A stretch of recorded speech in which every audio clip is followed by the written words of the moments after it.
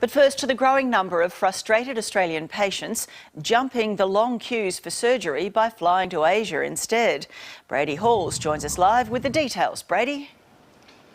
Thanks, Trace. Good evening, everyone. Yes, each year tens of thousands of Aussies travel overseas because of the ever-increasing waitlist times and the astronomical costs of the Australian hospital system. Tonight, we follow the journey of one young Australian man who's had a gutful of waiting and living in pain 24/7.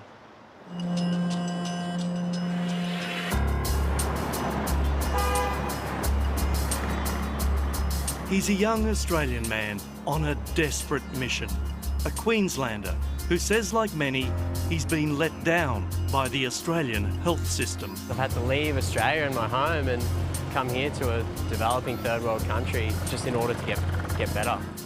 B. Carmine has arrived at the largest private hospital in Southeast Asia. Yeah. Hi, doctor. How are you? Because he can't keep living the way he has. When they're in pain, they just don't want to wait. They want to move for that. It's completely understandable that patients want to go overseas. That's all I really want to get back into the ocean, back surfing. The surf wasn't big on that fateful day, but the dump from one wave dislocated his arm and ripped his tendons and nerves to shreds. They're not even attached to each other. Bede runs a T-shirt business called Smile. Every one he sells, he donates a school uniform to an underprivileged school or an overseas orphanage. But his smile hides a lot of pain. Since that accident, he holds his left arm by his side, unable to raise it or lift a thing. That's all I want, just to get my arm back. 2 tendons severed, the remaining 2 stretched like a rubber band. I was told that if I wanted to live a life like this, on a computer and not moving my arm, then no problem, I wouldn't need surgery. But if I wanted to ever regain the mobility in the arm fully, I would 100% need surgery. It's been pulled right out. Like most Australians, Bede is not in a health fund. So with his arm hanging by a thread, he sought treatment through the Australian public hospital system. The prognosis was horrendous. Through the public system, I was told that I could be on a waiting list for 3 or more years. He has struggled over the last 2 months, and while he could join a health fund, his condition is pre-existing, so there would be a year's wait. The third option was to pay for it. But 2 Australian surgeons told him the same thing. He would still need a 3-month wait before I could get in and have the operation with him. And that period could be even longer if the theatre times blow out. Yeah. So he began searching overseas for other alternatives. The Australian health system's got it so wrong that this could be, or is, the best option for me. And there was an added bonus. The operation overseas would be significantly cheaper. If I'm paying for it either way, then I'm going to get it done as soon as possible. I would have hoped that being in Australia that I could rely on our system for fast operation or quick, no wait periods. I've waited 1,890.5 days for surgery. Over the years, A Current Affair has reported on the suffering of people. This really needs an overhaul. I am so sorry. Waiting in pain. It's excruciating. For their turn in the public hospital system. It pulls through the groin. Every step is pain. Delays are often so long, conditions deteriorate. If it had have been attended to earlier, there might have been a better outcome.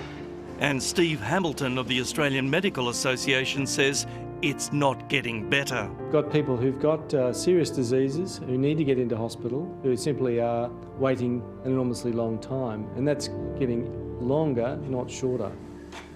Bede didn't want to be another victim of the waiting game.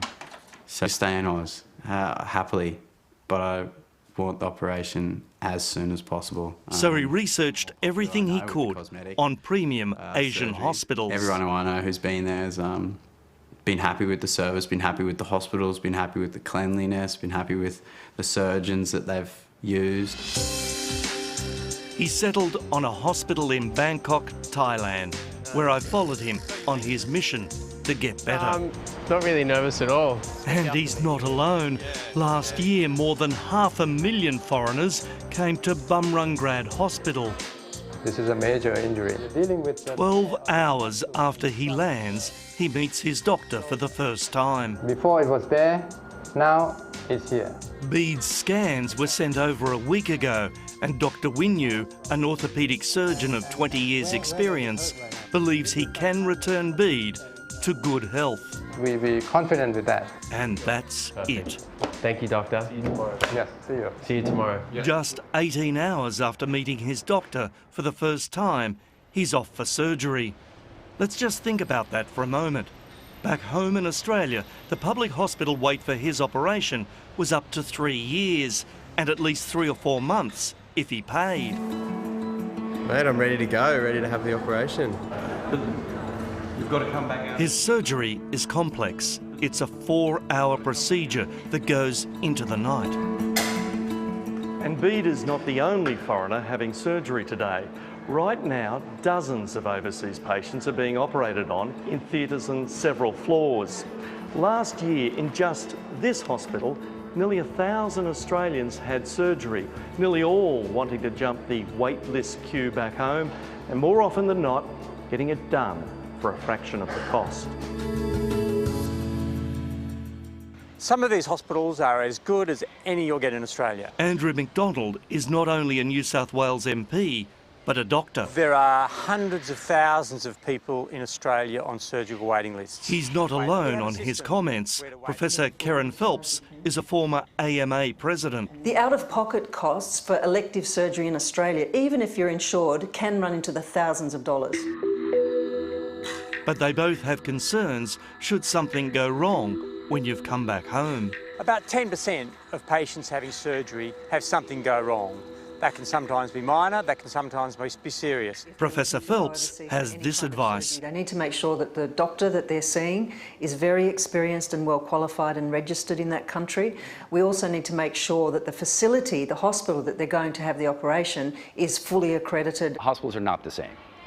They're just not. And again, like in Australia, you've got top-tier hospitals and you've got mid-tier hospitals, and the same thing applies here. Ruben Terrell is the CEO of MediGuide, just one of the leading websites patients are now using to find a foreign doctor in Southeast Asia and beyond. It started in Singapore, but has really morphed now into Thailand, Malaysia, India, Philippines. So there's just a lot more options for the healthcare consumer to find quality, price and access. A real phenomenon emerging out of globalisation is the tendency for people to travel across borders for their healthcare, and we want to be part of that story.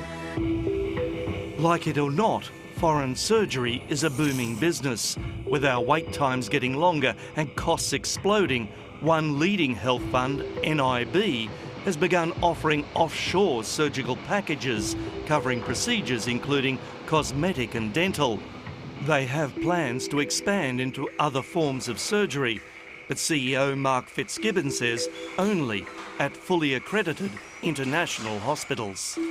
We only contract with hospitals and doctors of the highest standards. A physician here has gone through medical school, of course, in Thailand, but they've also gone and maybe trained or done fellowships in the United States or Australia or the UK. So they have to master their medical system, they have to master your language, your medical system, and then they, if you will, re-import that back into their country. And I think that this is really what makes oftentimes these doctors more global, more international, because they have seen things that maybe a US doctor or an Australian doctor may not have been, just operating in their own country.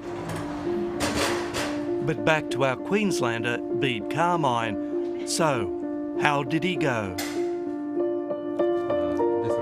Well, early next day, the keen surfer is up, and Dr. Winyu is all smiles. We're very happy. And he will be very happy in the future. The entire procedure was filmed. And we're putting the bioabsorbable anchor, 3 of them. This is the first one. It's like a rope. Yes. All up, 6 anchors were used to pull Bede's tendons back onto the bone. A complete success, we're told, and in more ways than one, given he has avoided a 3-year wait. I'm so amazed by how quick the service was, how quick I could get everything done. Ahead of him, 5 months of rehab. From this point on, yeah, the journey begins. I'm on the road to recovery. Stoked. Bede has now left hospital, and after a check-up with his doctor in Bangkok today, he tells us he's doing very well.